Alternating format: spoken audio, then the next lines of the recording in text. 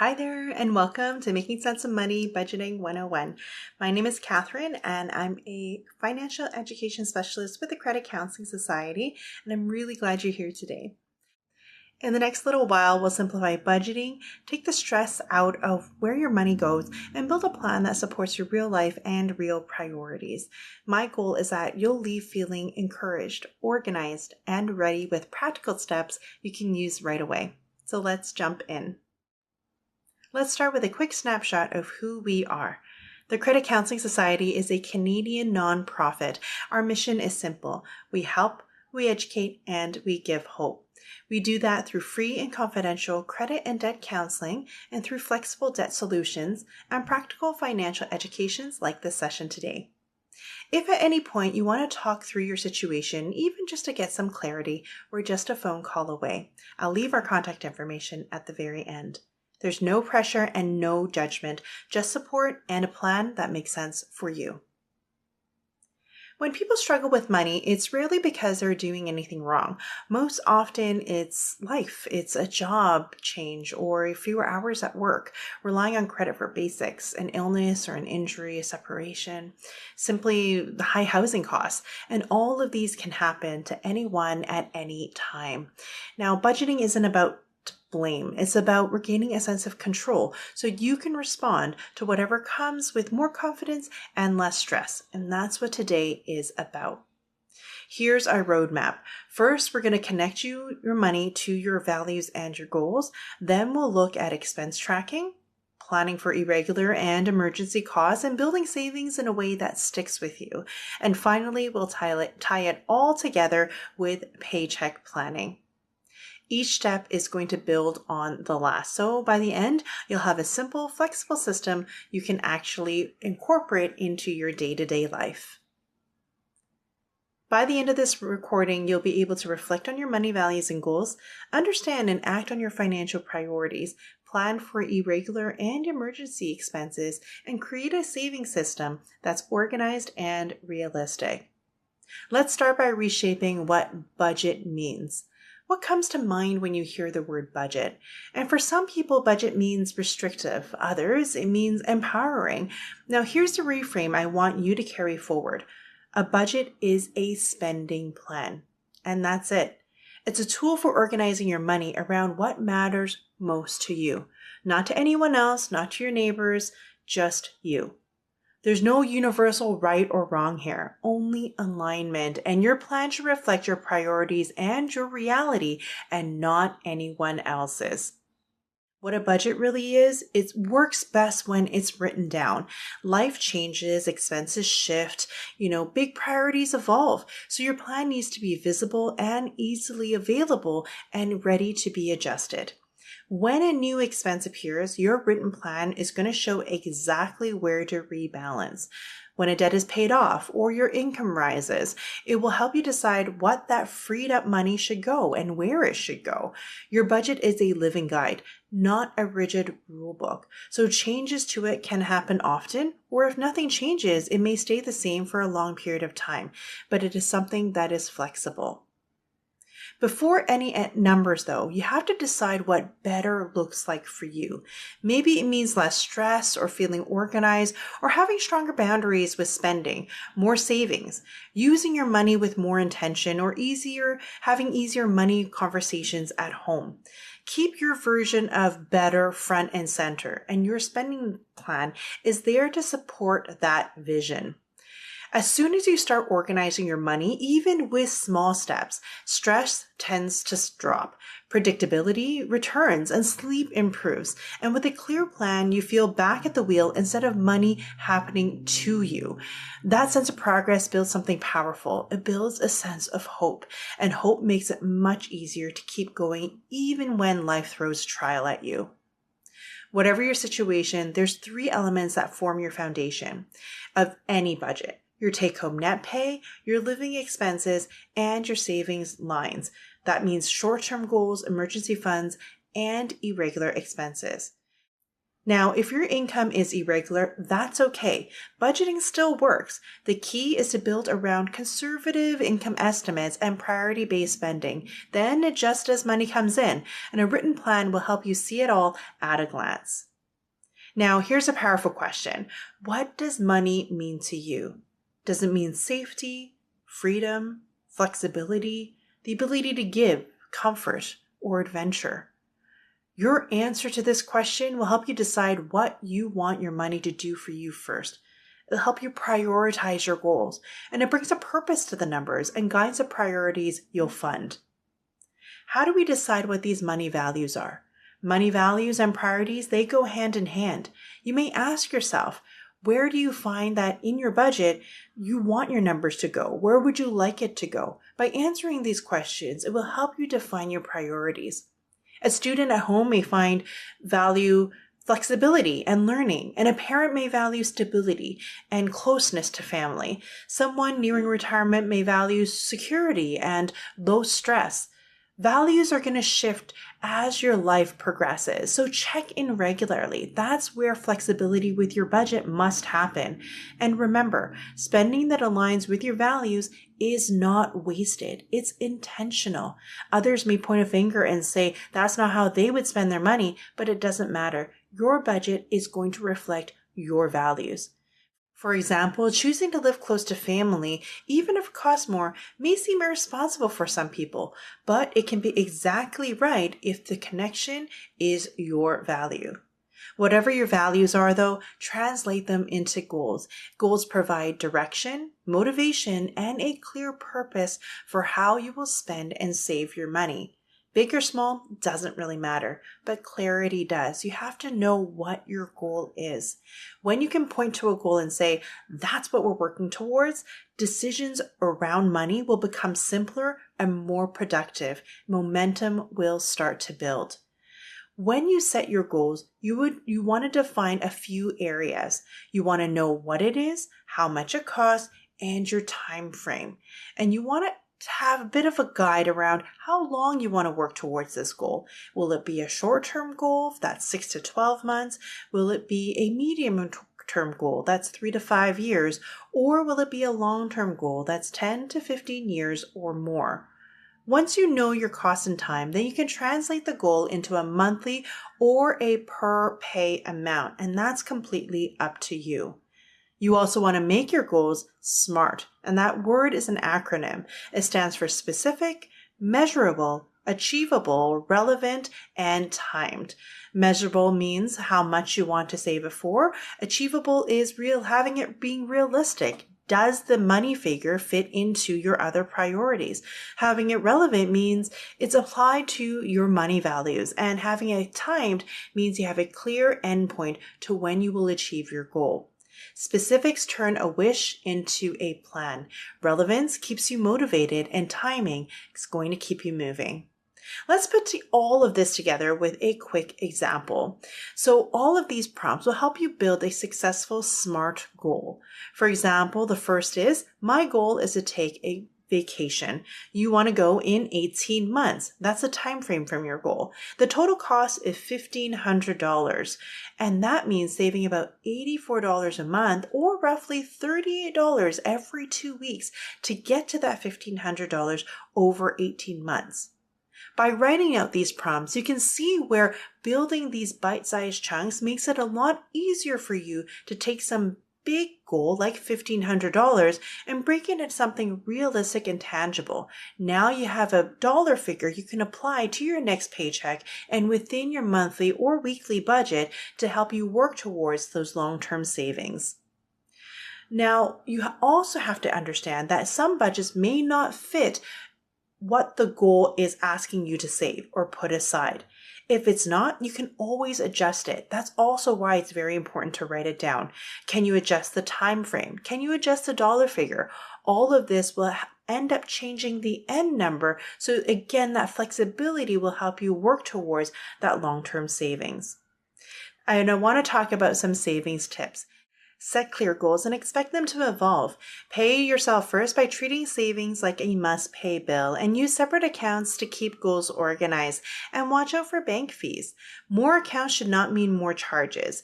If your institution does charge, ask about low fee options or go shopping around and see if there's a bank or a credit union that may offer lower fee or no fee options. If goals are the destination, then tracking is going to be your dashboard. Knowing where your money actually went is how you close the gap between intention and reality. If you haven't tracked before, start simple. One store, one category, or even 1 week at a time. Awareness is what completely changes the game. Why does it work? Because tracking can feel tedious at first, but it quickly pays off. You're going to start seeing patterns, identify leaks, and see where small changes free up real dollars, and practice becomes habit, and habit becomes confidence. This isn't about perfection. It's about telling the truth on paper so that you can make informed choices that actually help you and supports your budget and supports your values. There's so many different ways to expense track. So you want to use a method that you'll actually stick with. It can be pen and paper. You can use a simple spreadsheet. All of this is a good way to build great habits. You can even use our free CCS tracking booklet on www.nomoredebts.org. Cash and envelope systems can also be a very powerful way to help track groceries or simple things like gas. Apps can help too. Many banks include built-in tools, so if you consider third-party apps, check with your bank first about security and insurance implications before linking any accounts. You want to try one method for at least 2 weeks, then review how it felt and what you learned. You can always tweak from there. Sometimes you may have to jump from method to method. The point is, tracking is a muscle building tool. The more you do it, the more regular it gets, and it'll be ingrained in part of your day-to-day life. What about irregular expenses? So this is another piece of your budget that is extremely important and cannot be overlooked. Irregular expenses are things that don't happen monthly, but they do happen. Things like property taxes, car maintenance, insurance, dental visits, school supplies, gifts, and other miscellaneous things. But because timing and the amounts they vary, they can completely derail a budget if unplanned for. So we need to plan for them with purpose. Now, here's a way to think about them. You want to group them by things like housing, living, work, and personal. If it feels like a lot, you can also download our budget Excel spreadsheet through the same website, www.nomoredebts.org, and it has these categories already listed out for you. Otherwise, you can always create your own categories. You want to list each expected item and estimate a yearly total. So for illustration, let's just say your list adds up to $3,000 for the entire year. The question is then, how do we set that money aside in a way that's painless and it's predictable? Well, we treat it like a monthly expense and we create an irregular savings account. So what we want to do is add up the annual total. In a previous example, it was $3,000. In your case, it may look different. You want to take that dollar figure and you divide it by 12 for a monthly transfer, or 26 if you want to do a bi-weekly transfer. Again, that amount is completely up to you. Whatever your pay schedule is like, it'd be recommended to match it towards your pay schedule.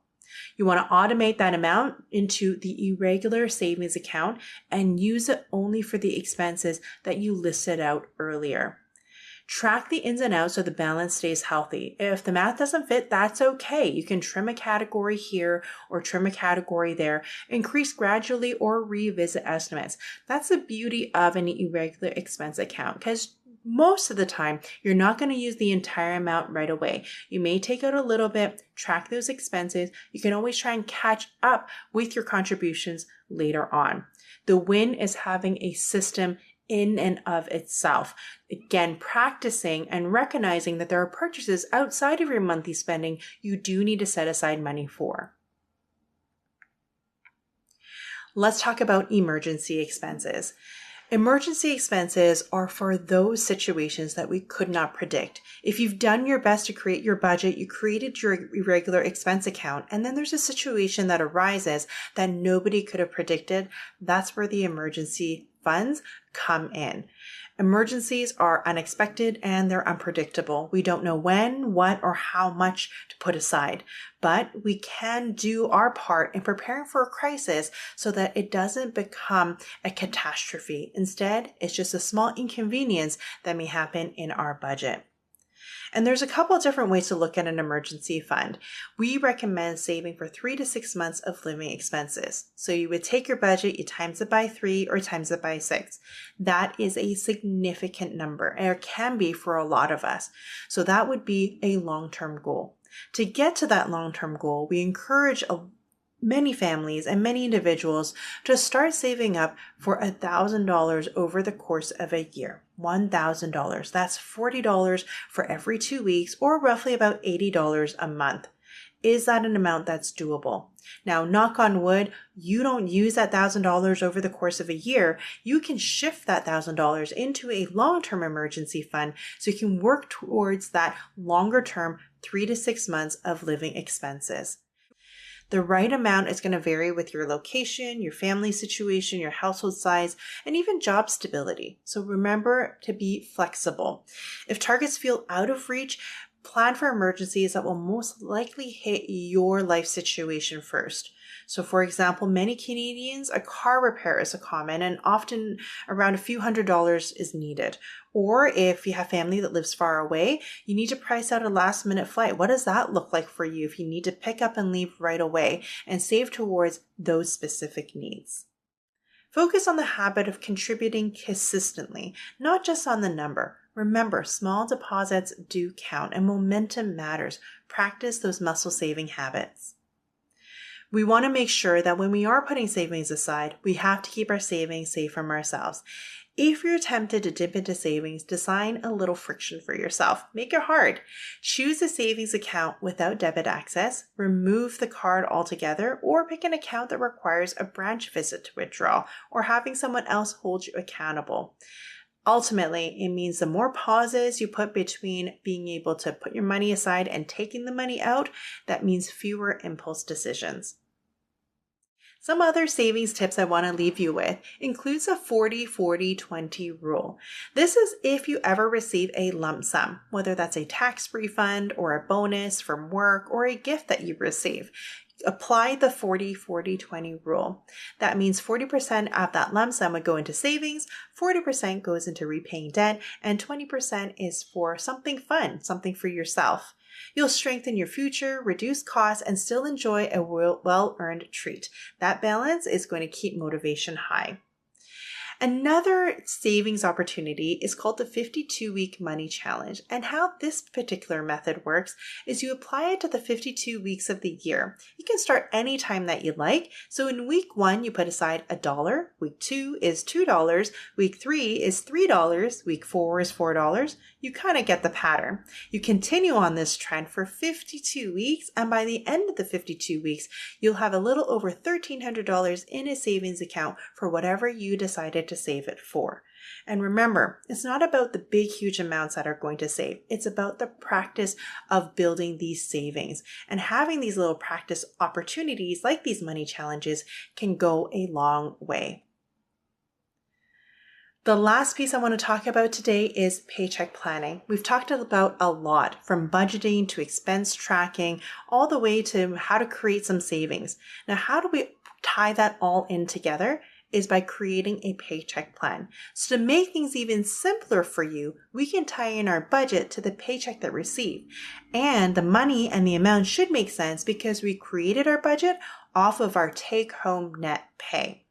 And a lot of budgets will run smoother when you separate your money into 3 different buckets. The first one is fixed expenses, which is anything in your budget that is consistent, regular, and predictable. It comes out on the same date and the amount is the same each month, like rent, insurance, mortgage payments. The next bucket is variable expenses. These are things that are regular, but the amounts and the dates they change. Hence, variable.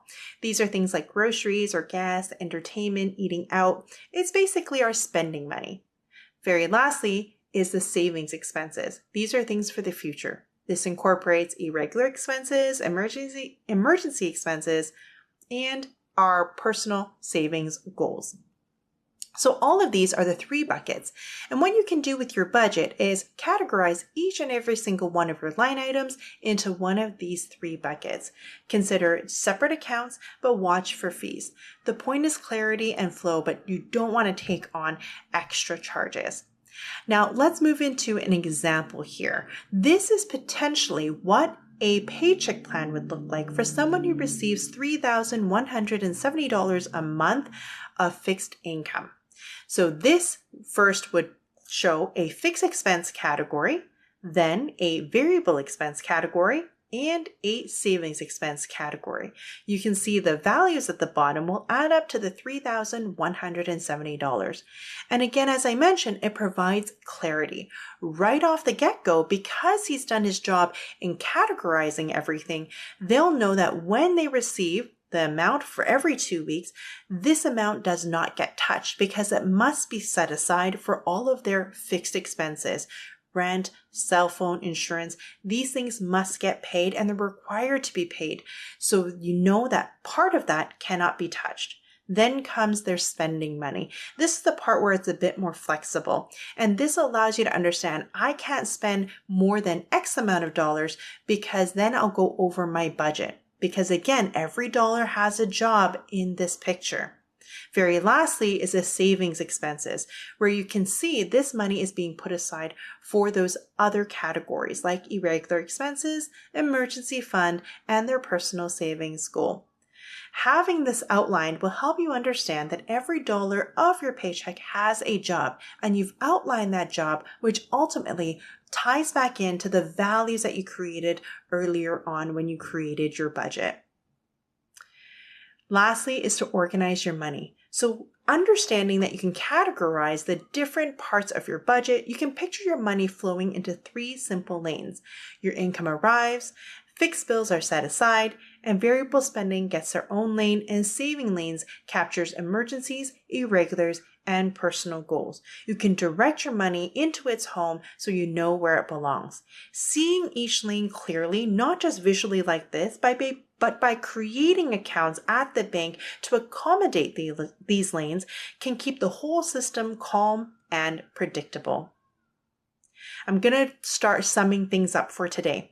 Alternatives to credit. If you're really on the path of wanting to avoid using credit to maintain your day-to-day expenses, you'll want to consider alternatives to credit.